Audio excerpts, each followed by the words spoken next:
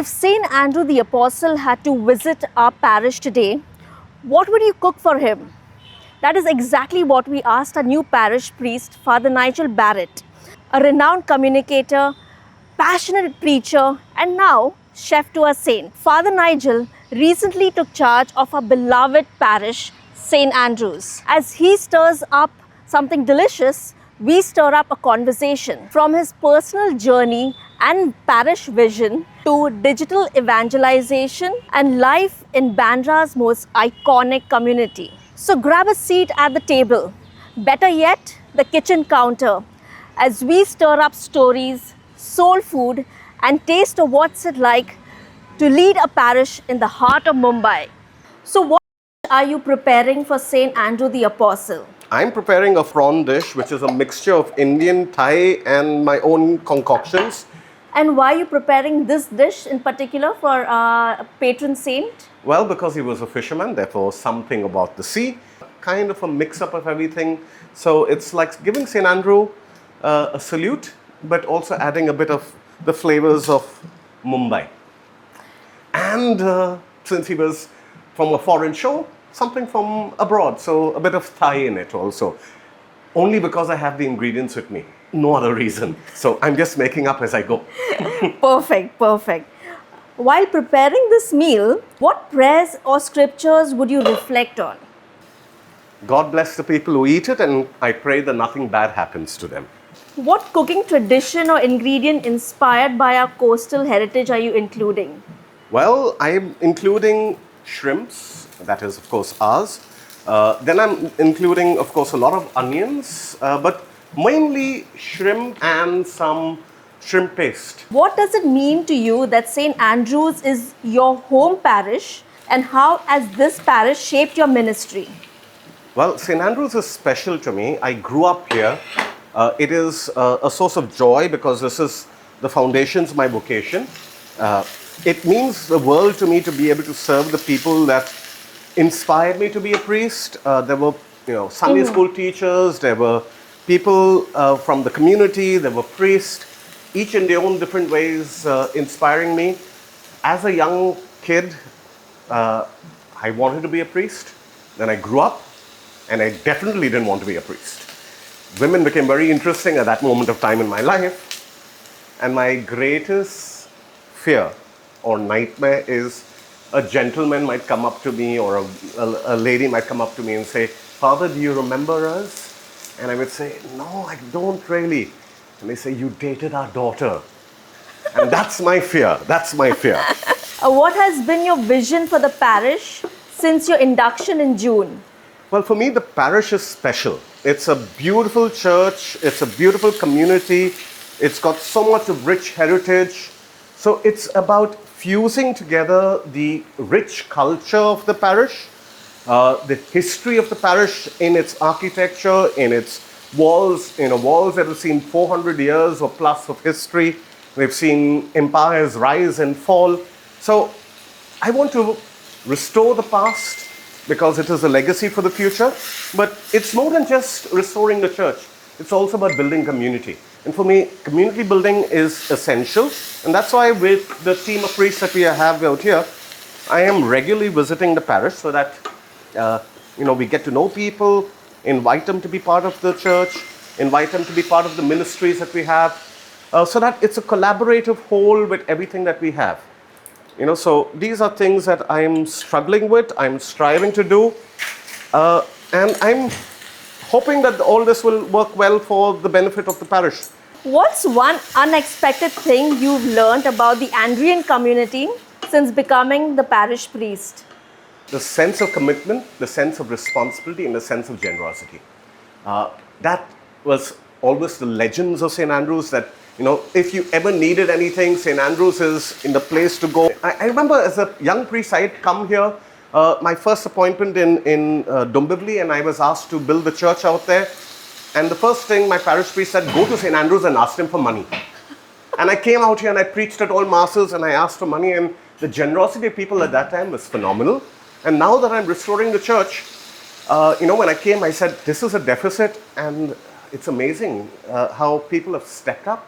They've come forward, they have given, time, effort, talent, finances, and what was a deficit at the very beginning has diminished considerably. I think we're almost at break-even point, but we're discovering new things every now and then. So, we'll never know when break-even will take place. What's your secret to remembering all the parishioners' names? Or do you have a cheat sheet? I don't remember names very well. I try my best. Many of them I do. I remember pretty well. In my past parishes, I was very good at remembering names. But here, I'm still learning. But there are cheat sheets occasionally. I sometimes pretend or I talk like I know the person so well. And then I ask Father Jarvis, who's that? And he says, and then it strikes me who it was because, yes, I have a connection. I know who they are. What do you think makes Bandra Catholics a little different from the rest of Mumbai's Catholic crowd? Bandra is special because it's a passion about the faith. It's places where the statue of Christ the King, which has got such a prominent place in our churchyard, is the origins of feast over 75 years ago. I remember the Eucharistic processions that we used to have and the altars in different places across. It was always something that we as communities did. We enjoyed together. I think the beauty of Bandra is they're not afraid to profess faith in Christ, profess faith in Christianity, and they're not afraid to show to the world. I think that's the beauty of Bandra. You were ordained in 1998 and have served in numerous parishes across Mumbai. What experiences most shaped your priestly journey? In Dombivli, I was entrusted with the task of building the church. And so that task was beautiful and special, but also challenging. I had to build the youth. And I think one of the most beautiful things about Dombivli is that when we were working with the young people, we worked on this principle that we would guarantee everyone a job. And so when a person started working, he contributed his or her first salary to the youth fund, and we would give that money to people to develop talents, skills, and things that way. And in the 7 years of Dombivli, we guaranteed that every youth had a job. Every youth was employed, every youth was skilled, every youth had the possibility of future. So the whole power of how a community can change lives was something I learned from Dombivli. Odlem was about a different kind of youth ministry where it was about personal connections. I went to Odlem from Dombivli and it was all about, hey, let's do mega events. And the mega events were great, but I realized at the end of it, there was no personal relationship. So I invested in sitting down with young people for their journey of confirmation and having an interview with them for half an hour, talking to them about faith, about life, about God, about their own journey, about their careers, where they would like to go, what they would like to do. And in that experience or that journey, there was this beautiful experience of people wanting to get into special education, people wanting to be vets, and a couple of people decided to join the priesthood. I never knew. After they were ordained, they told me that the starting point was the interview. So I can't take credit for their faith journey, but definitely I think the interviews was part of that personal connection, and it made a world of difference to me. How do you balance leadership roles? Parish priest, PRO of CCBI, Director of Communications and CEO of AMCF. It's a complicated thing. So one is I have great people in each of the areas to handle things in my absence. I believe in delegation. We are in the year of synodality, so I would like it to be synodal in our approach, do things in a way that will bring everyone together, trust in lay leadership, and give them the breaks that they need. If you weren't a priest, what do you think you'd be doing today? Journalist, filmmaker, chef? A filmmaker, and do startup restaurants or just one-day restaurant, and in order to raise money for things that I'm passionate about. What's your go-to way to unwind after a long day? Oh, that's so simple. It's my doggies, just sit with them and they are all over me and they will kiss me and they will lick my face. And then sometimes I say, oh God, I got to go for communion, so I then wash up and go down. So, my dogs are my stress busters. And of course, I enjoy the time I get to spend with my dad. He's 92, so having him with me, being able to sit with him, talk with him, sometimes pray with him is a blessing. And St. Andrew's parishioners have been tremendous in their support to assist me in this endeavor. What's a Bandra memory or spot that still makes you smile when you pass by it? Well, the Gymkhana used to have ring hockey tournaments, and I used to play at that time for Sea Rock, and then later on for other places and our own local Bandra teams. And I remember the matches out there on those courts. It was so much of fun. It was so much of entertainment. It was so much of joy in all the things that we were doing. So those were great memories, absolutely great memories. What advice would you give your younger self when you first felt the call to priesthood? I think I'd have told myself to enjoy my youth, enjoy myself, and a younger self, advice to a younger priest me would be to take my holidays. I think my biggest mistake was I didn't spend enough time with family. And when my mom passed away, it hit me hard because I would come home once a month, once in 2 months, not give enough time to the family. So that was something that I look back and say, I should have given family time. And, you can't roll back what you've lost, but that's something that still sticks with me, and I wish it was different. Being in charge of digital evangelization, how has that shaped your approach to digital ministry? I think that's a whole new world that we have not really taken care of. Evangelization is not just in the context of going to missions, but the digital space is mission.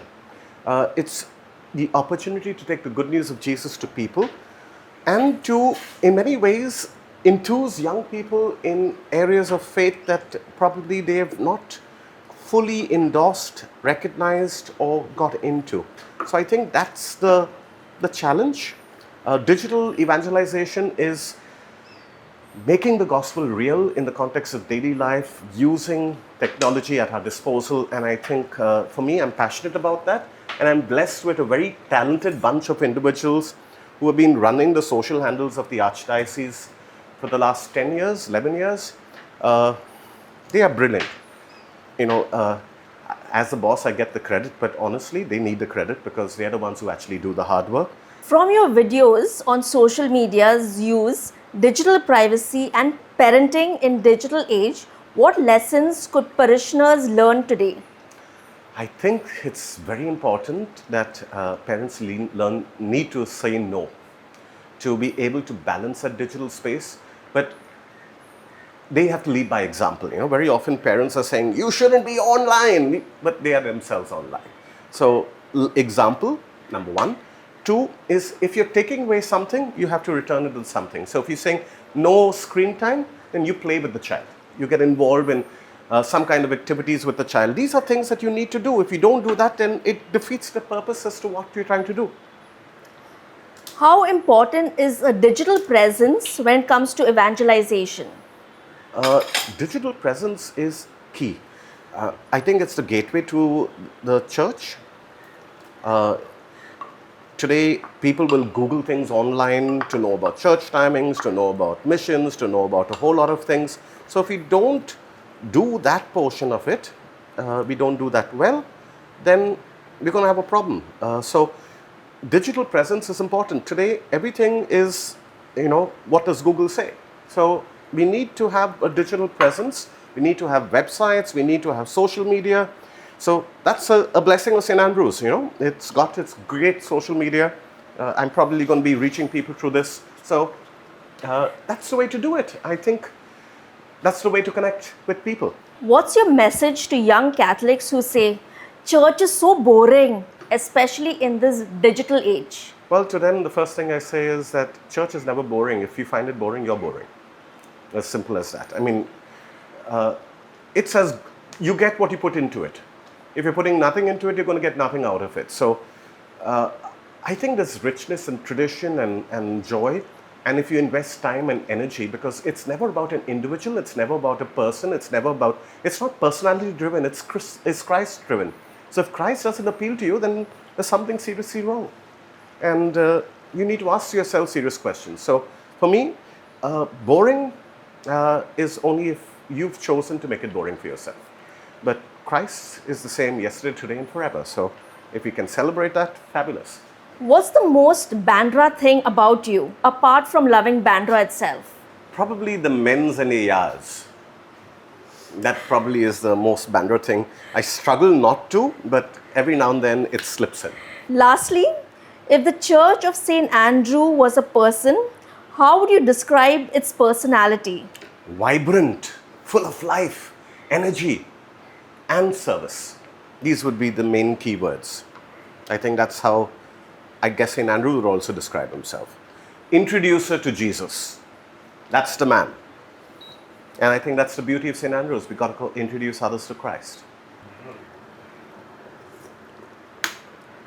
Is it ready? Right. Ready to go. Okay. Thank you, Fr Nigel, for sharing your kitchen, your calling, and your vision. And to St. Andrew, our patron, may we always be fishers of souls in every generation.